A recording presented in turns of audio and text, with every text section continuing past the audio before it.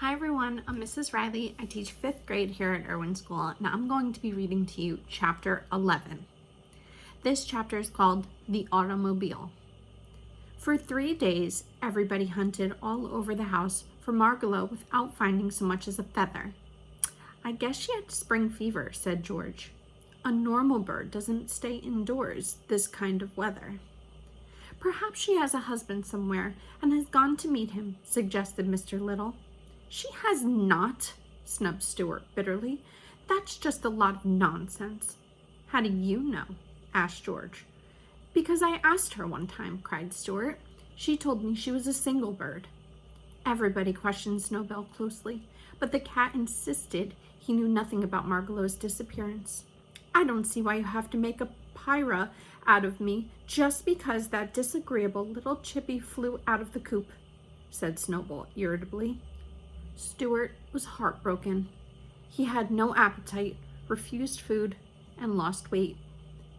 Finally, he decided that he would run away from home without telling anybody and go out into the world and look for Margalo. While I am about it, I might as well seek my fortune too, he thought.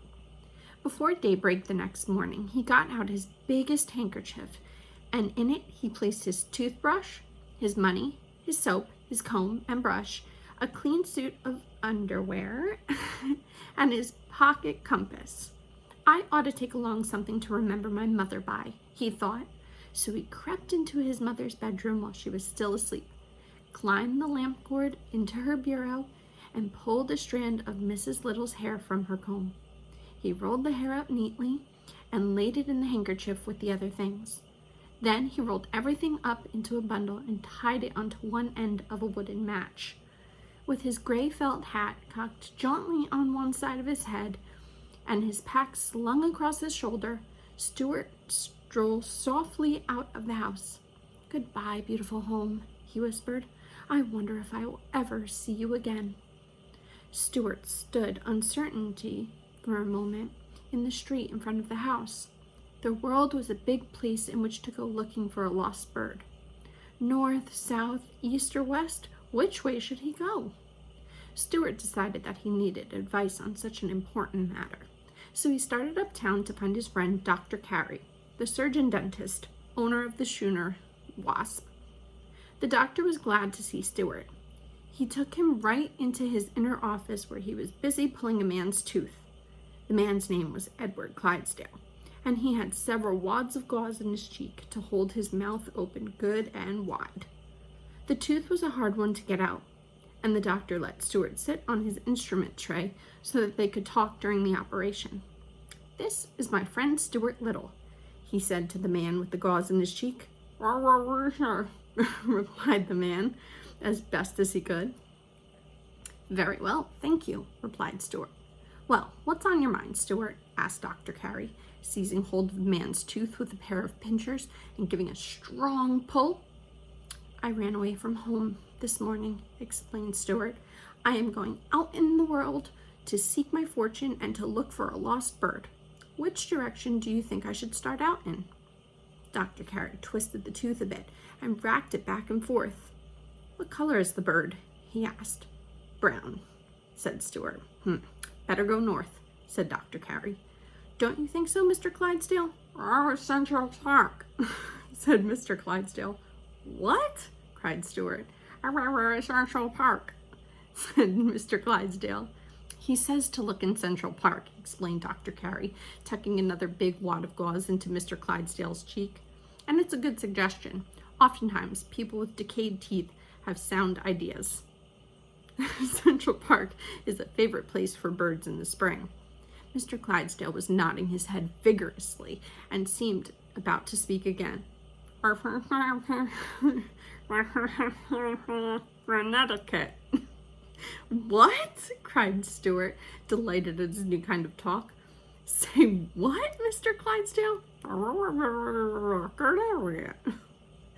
He says if you can't locate the bird in Central Park, take a New York, New Haven, and Hartford railway train and look in Connecticut, said Dr. Carey.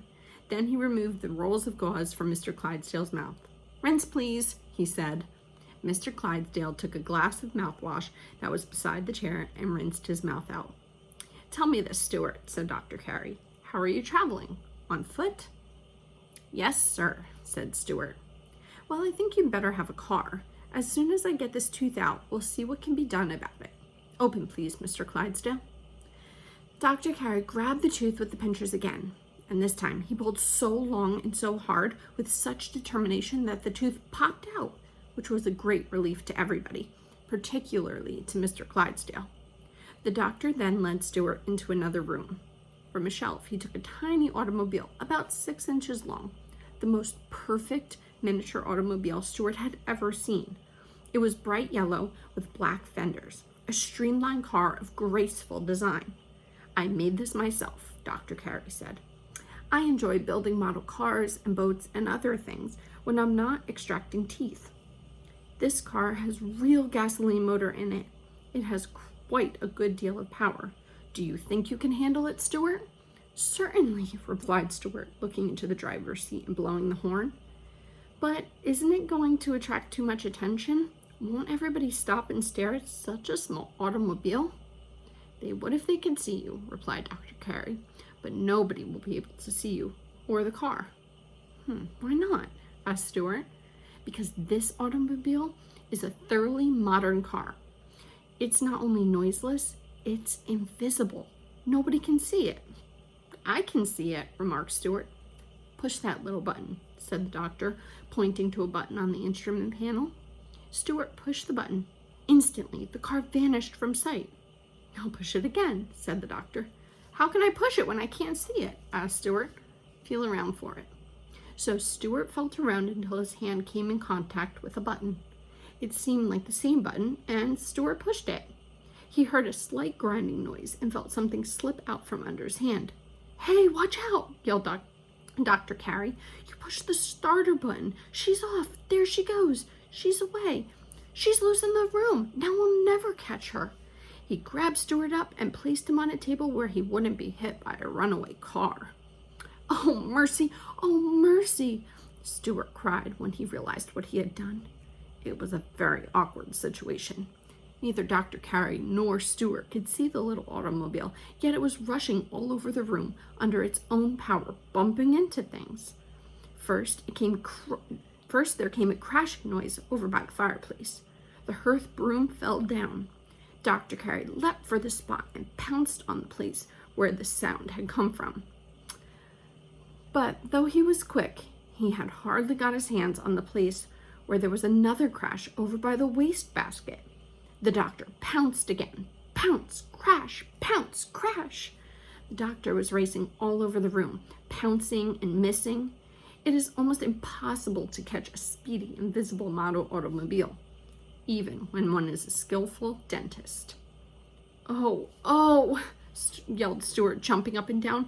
"I'm sorry, Dr. Carey, I'm dreadfully sorry." "Get a butterfly net," shouted the doctor. "I can't," said Stuart. "I'm not big enough to carry a butterfly net." "That's true," said Dr. Carey. "I forgot. My apologies, Stuart." "The car is bound to stop sometime," said Stuart, "because it will run out of gas." "That's true too," said the doctor.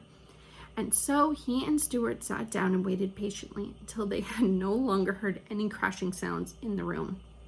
Then the doctor got down on his hands and knees and crawled cautiously all over, feeling here and there, until at last he found the car. It was in the fireplace, buried up to its hubs in wood ashes. The doctor pressed the proper button, and there it stood, in plain sight again. Its front fenders crumbled, its radiator leaking, its headlights broken, its windshield shattered, its right rear tire punctured, and quite a bit of yellow paint scratched off the hood. "What a mess," groaned the doctor. "Stuart, I hope this will be a lesson to you. Never push a button on an automobile unless you are sure of what you are doing." "Yes, sir," answered Stuart, and his eyes filled with tears, each tear being smaller than a drop of dew. It had been an unhappy morning, and Stuart was already homesick. He was sure that he was never going to see Margalo again. That was chapter 11. Hope you enjoyed.